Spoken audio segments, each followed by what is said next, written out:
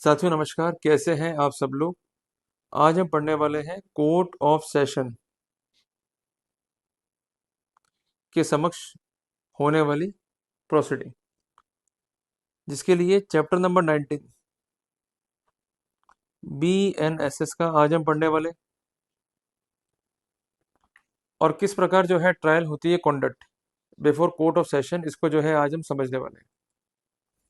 साथियों, कुछ नियम कायदे कानून है, इसको आप नोट डाउन कर लीजिए। सबसे पहला नियम है सेक्शन 248। क्या कहता है ये? In every trial before court of session, कि जब भी कोर्ट ऑफ सेशन के समक्ष ट्रायल प्रोसीडिंग होगी, कंसर्न जो प्रोसिक्यूशन है उसको कॉन्डक्ट किया जाएगा बाय द पब्लिक प्रोसिक्यूटर, जिसको हम कॉमनली कहते हैं पीपी। क्लियर है बात?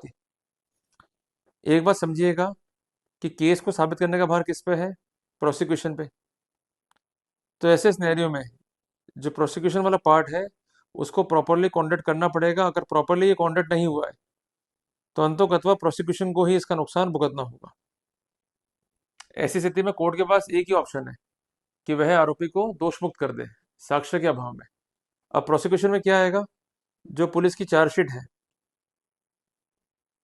उसको प्रूव करना। क्लियर है?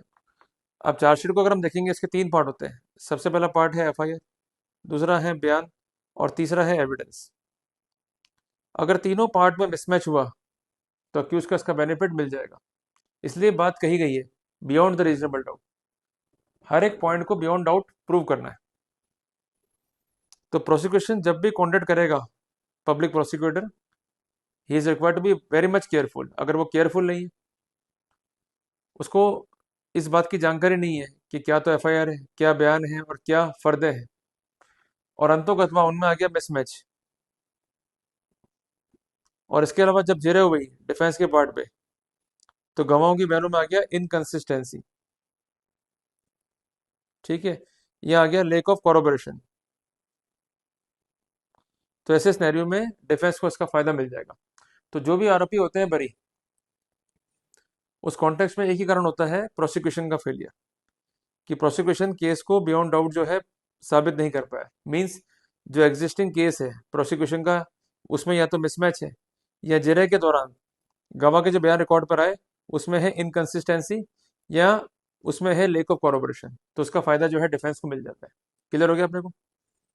अब आते हैं नेक्स्ट पार्ट पे। सेक्शन 248 BNSS से जुड़ा हुआ है सेक्शन 249। ये बात करता है opening of case for prosecution, और ये हेडिंग भी है, आपको मिल जाएगा टेक्स्ट बुक में, आप निकाल के पढ़ लीजिएगा।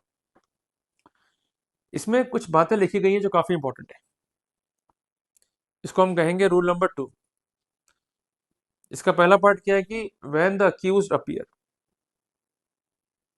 और is brought before the court, तो हम लिख रहे हैं ब्रॉट, और in pursuance of commitment of case as per section 232 of BNSS, और under any other law for the time being in force, the prosecutor shall open his case. वो कैसे open करेगा? First of all he has to describe the charges brought against the accused.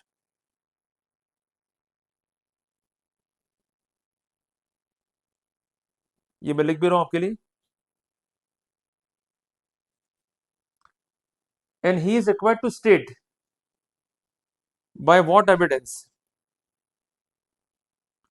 he proposes to prove the guilt of the accused, कि किन evidence के माध्यम से जो accused है उसका गिल्ट जो है साबित किया जाएगा। तो ये थोड़ी सी बारीकी भी है जिसको हमको समझना होगा। अक्यूज कैसे अपीयर होगा बिफोर कोर्ट ऑफ सेशन? अगर वो सरेंडर कर दे। क्लियर है बात?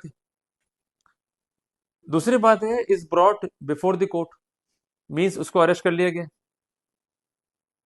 और उसके कॉन्सिक्वेंस में उसको ब्रॉट किया गया before the court of session. या उसको कोर्ट का सम्मन है जिसके कॉन्सिक्वेंस में उसको बिफोर कोर्ट जो है आना पड़ा, तो उसमें दोनों ही कॉन्सेप्ट जो है अप्लाई होंगे, अपीयर का भी और ब्रॉड का भी। और तीसरी कैटेगरी वो है कि जहां पर कुछ ऐसे मामले जिनका विचारण सिर्फ कोर्ट ऑफ सेशन करेगा, पर चूंकि चालान पेश हुआ है बिफोर कोर्ट ऑफ मजिस्ट्रेट, तो मजिस्ट्रेट उसे कमिट करेगा as per the protocol of section 232 of BNSS। तो ऐसे सिनेरियो में केस जो है वो ट्रांसफर हो जाएगा from court of magistrate to court of session. उदाहरण के लिए, जब भी कोई मर्डर केस होता है तो उसमें FIR होता है, वो कॉपी कहाँ जाएगी FIR की? कंसर्न मजिस्ट्रेट को, जो कि कंसर्न PS पर अपना क्षेत्राधिकार एक्सरसाइज कर रहा है। क्लियर है बात? जब इस केस में चार्जशीट जो है फाइल हो जाएगा, तो हमें क्लियर है एज पर BNSS कि मजिस्ट्रेट जो है ट्रायल नहीं कर सकता है मर्डर केस का। तो ऐसे सिनेरियो में सेक्शन 232 BNSS के तहत उसे केस जो है कमिट करना होगा to the court of session. Clear हो गया आपने? और कौन सा केस का ट्रायल कोर्ट ऑफ सेशन करेगा, इस बारे में जानकारी के लिए आपको BNSS का शेड्यूल जो है देखना होगा। वहां पर संपूर्ण जानकारी दी गई है कि कौन से केस का ट्रायल मजिस्ट्रेट करेगा और कौन से केस का ट्रायल जो है वो कोर्ट ऑफ सेशन करेगा। ये इंपॉर्टेंट चीज है, इसको आप जो है नोट डाउन कर लीजिए। या किसी भी लॉ के तहत किसी व्यक्ति का ट्रायल होना है बिफोर कोर्ट ऑफ सेशन, तो ऐसे सिनेरियो में ये दायित्व है प्रोसिक्यूटर का टू डिस्क्राइब द चार्जेस। इसके अलावा वो ये भी स्टेट करेगा एविडेंसेस के माध्यम से कि किस प्रकार गिल्ट साबित होगा अक्यूज्ड का। अगर इंग्रेडिएंट्स मिसमैच हो रहे हैं इंसेप्शन पे, तो उसका फायदा जो है मिल जाएगा आरोपी को। उदाहरण के लिए, किसी व्यक्ति का प्रोसिक्यूशन हुआ धारा 7 PC एक्ट में। हम सब जानते हैं कि धारा 7 PC एक्ट का जो बेसिक एलिमेंट है वो है पब्लिक सर्वेंट। अब इसकी लाइट में एविडेंस ये नहीं है कि जो कंसर्न व्यक्ति है वो लोक सेवक हो, तो ऐसे सिनेरियो में धारा 7 PC एक्ट के लाइट में जो इंग्रेडिएंट है वो हो गया मिसिंग। तो ऐसे सिनेरियो में जो फैक्ट्स रिकॉर्ड पर हैं वो किसी भी रूप में वॉयलेशन को इंडिकेट नहीं कर पाएंगे, तो वहां पर अक्यूज जो है इसका बेनिफिट लेके जाएगा। तो इसलिए जब भी केस को ओपन करें पब्लिक प्रोसिक्यूटर, तो एक बात का विशेष ध्यान रखिएगा कि what he is going to describe to the concern court at the inception. और बेसिकली मैं इन द प्रैक्टिकल वे ये कह सकता हूं कि जो ये सेक्शन है ये जुड़ा हुआ है आपके डिस्चार्ज आर्गूमेंट से। तो जब भी डिस्चार्ज आर्गूमेंट होगा तो वहां पर दायित्व है पब्लिक प्रोसिक्यूटर का to explain the charges against you which are brought in the chargesheet. Apart from that जो भी लॉ है उसकी लाइट में जो एविडेंसेस है उसके कॉन्टेक्स्ट में क्या वॉलेशन दिखाई दे रहे हैं उसको स्पष्ट करेगा, ताकि कोर्ट गिल्ट का इन्फरेंस ड्रॉ कर सके और आगे प्रोसीड कर सके। अगर ऐसा नहीं है तो यहां पर इस चीज का नुकसान जो कंसर्न प्रोसिक्यूशन है उसको फेस करना पड़ेगा। क्लियर हो गया आपने को? अब आते हैं सेक्शन 250 BNSS पे। ये काफी इंपॉर्टेंट सेक्शन है जो कि जुड़ा हुआ है डिस्चार्ज से। क्या पोजीशन है डिस्चार्ज की, उसको जो है हम समझते हैं। पहले हम आते हैं सबसेक्शन 1 पे, जिसमें साफ साफ ये कहा गया है द अक्यूज्ड में prefer an application for discharge. तो कई बार आपकी क्वेरी भी आती है कि हम डिस्चार्ज के लिए एलिजिबल है या नहीं है, डिस्चार्ज लगाएं या नहीं लगाएं। जब कानून में ही आपको अधिकार दिया गया है तो ऐसे सिनेरियो में आप प्रेफर कर सकते हैं एप्लीकेशन फॉर डिस्चार्ज। पहले प्रेफर करना है आपको with in 60 days.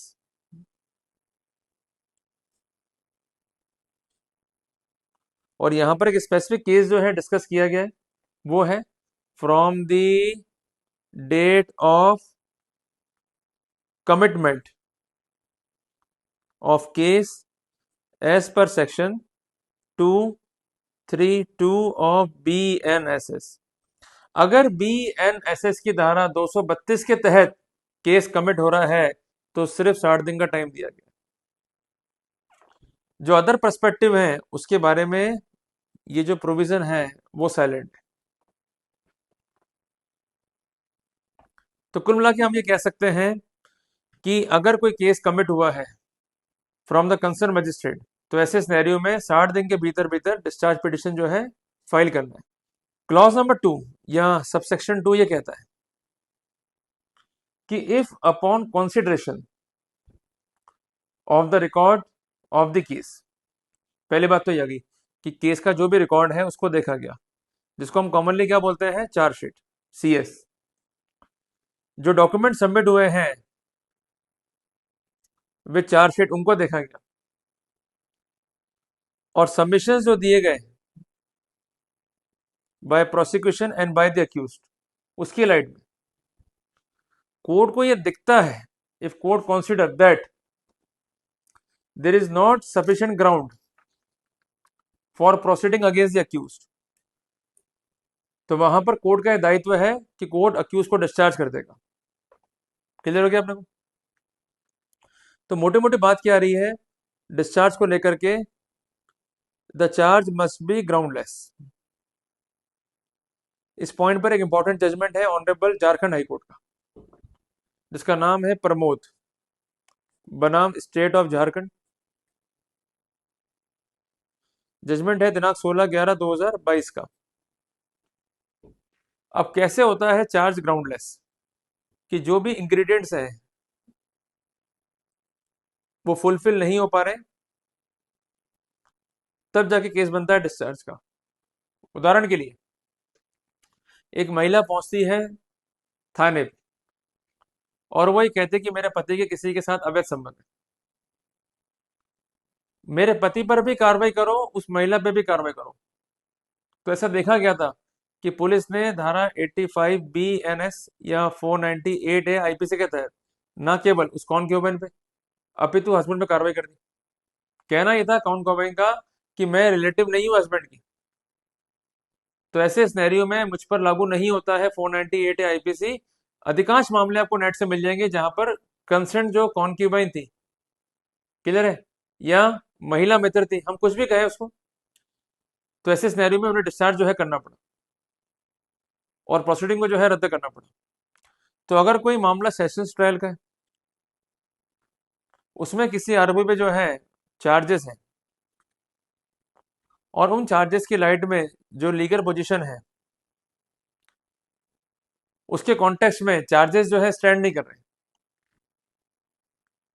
Charges are appearing groundless, तो वहां पर आरोपी जो है डिस्चार्ज हो जाएगा। एक उदाहरण हम और लेते हैं, प्रिवेंशन ऑफ करप्शन एक्ट की धारा 7, जिसमें साफ साफ लिखा गया है कि आरोपी होना चाहिए लोक सेवक।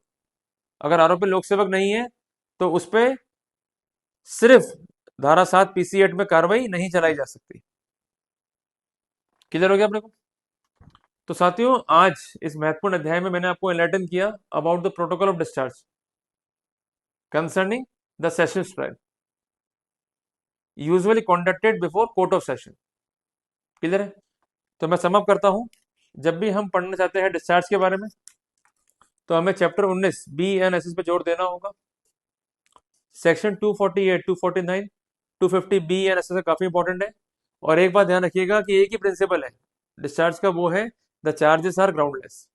अगर ये प्रोटोकॉल आपने समझ लिया, जान लिया, तो वहां पर निश्चित तौर पर एक इफेक्टिव आर्गुमेंट जो है आप कर पाओगे। अदरवाइज अगर आप केवल बहस करोगे जिसके पीछे कोई भी लॉजिक नहीं है, कोई भी सपोर्टिंग जजमेंट नहीं है सुप्रीम कोर्ट के, हाई कोर्ट के, तो वहां पर आपको सफलता नहीं मिलेगी।